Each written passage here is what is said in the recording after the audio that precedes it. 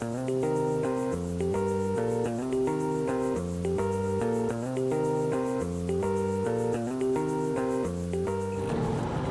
here in the Douro Valley in northern Portugal, and this is a region with a great tradition of wine growing. And these spectacular vineyards here have been used for centuries to make port wines, but that's until about 20 years ago when a group of wine growers decided they'd like to start trying to make high-end table wines from these amazing vineyards. So there's been a revolution, and it's a really exciting place. It's beautiful, it's got the tradition, but it's also got this new movement. It's a great time of year to be going. The harvest is underway. 2012 is looking like a tricky vintage. There's not been a lot of rain over the last year or so. Just been harvested today? Yes, it is being harvested today. It's quite interesting because this year, because of the drought, the berries are quite small. Do you want to try it? Yeah.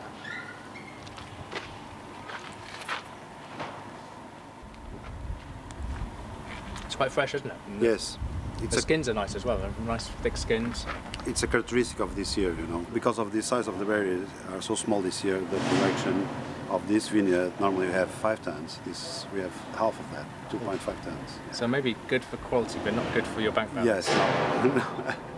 No, it's not. But first quality, then quantity. It was a very dry and not very dry year, and not very warm. And apart from that, it's irregular in the sense that you can see in the same bunch, and that I hadn't seen it before. Some ripe grapes and some green grapes. And the quantity will always be low. The slopes are so steep that only one row of vines will fit on each terrace, and everything has to be done by hand. It's expensive and laborious, which is why the future for Douro winemakers is in producing fine wine. But it's more difficult than making port. Grapes for port could be slightly overripe. For fine wine though, the picking has to be spot on. We pick different berries from different vineyards. We crush them to get the juice out. We check out the density, so the sugar level, the potential alcohol level through. Why are you monitoring? Are you deciding whether to pick or not? We're deciding whether to pick and where to pick next. That's why we're monitoring. And what are you looking for? You're looking for ripeness, but not too much ripeness. Ripeness, but not too much ripeness. For the Douro wines, you need the perfect balance between acidity and sugar, and maturity. For port, you need a little bit of over maturity, so it's much easier. You just have to wait a little bit longer, and that's very easy. These wines were a hard sell at first, with none of the international grapes like Syrah and Cabernet that consumers are familiar with. But the winemakers here are sticking with the hand that history has dealt them. A bewildering array of uniquely Portuguese varieties. So in 18 hectares you've got 41 varieties? Yeah, yes. Identified. Maybe some of them are only 3 or 4 vines, you know, but they're there. They were identified, they were seen. And they're part of the blend. I love that unique diversity. Every wine that we produce in old vineyards in the Douro are unique and irrepeatable. Nobody is crazy enough to plant, again, those 41 grape varieties. One of the great ways to see the Douro is from the river itself. If you look at these the hillsides, the way they're sloped, the way that one faces east, one faces north, one faces south, and then couple that with the fact that you've got from the top of the slope to the bottom, and sometimes there can be a difference of 500 meters, and that's quite a difference in temperature. So what that gives you is what wine growers call very different specific terroirs, where the grapes grow differently, and as a result the flavour of the wine that's produced from those grapes tastes quite different. And so this gives winemakers, it's almost like a palette, a painter's palette of different grape varieties to use to blend together to create really interesting wines. The other major factor in the terroir of the wines is the soil, if you can call it that. Unlike most crops, vines perform their best in low quality soils. Treat vines mean, and they produce fewer but better quality grapes. So what's special about the soils in the Douro? Well, the soil is, I think it's very special, very unique. This is the soil where we stand. It's just a bunch of rocks. This is schist, and as you can see, the schist, the orientation is always vertical. The plan here to make great wines is to stress the vineyards. So if they want water, they have to work for it. So The plan here is to get the roots to go as deep as possible. When you have rainfall, the water goes very deep through the rocks easily.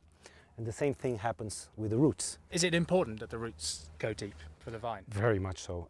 This is super important for the whole quality of the wine. The deeper they go, the better minerality you're going to get.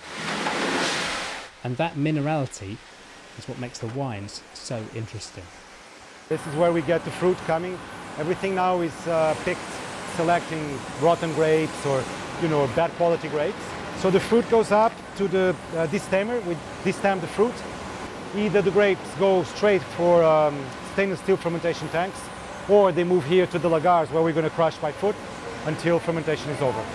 These lagars are possibly the most typical sight in Douro wineries. They're stone fermentation vessels, originally developed for pork production. I'm getting in. It's quite firm, isn't it, when you get in it? It's quite cold as well. Ooh. Some of the best table wines are also made this way.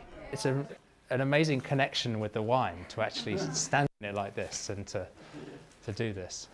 It's just amazing how much colour comes out at such an early stage, isn't it? It's just like Just one moment.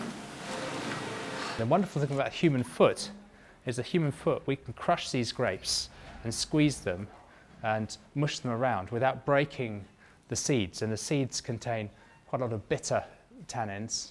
And if you crush those seeds, then you're going to actually lose some quality with the wine. Even though, winemaking has lots of modern technology associated with it, this is an amazing connection with tradition. See you. Welcome. Thank you.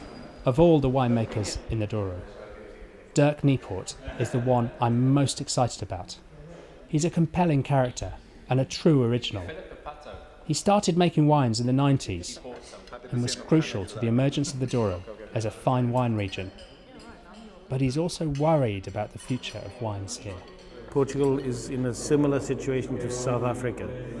I think both countries went from making some great wines, but usually rustic, old-fashioned, and they jumped from one extreme to the other, which is making highly technological, I like to call them castrated wine, because they taste all the same, they are fruit-driven, they are made with all sorts of chemicals, and that's bad. So I think what Portugal has to do is to respect more traditions, respect more the local varieties, and I think we should be happy to be in Portugal, because Portugal is a hidden treasure. It's a hidden treasure that I've been really pleased to see uncovered over the last few years. And I'm really keen to see what other great wines the Douro is capable of producing over the next few.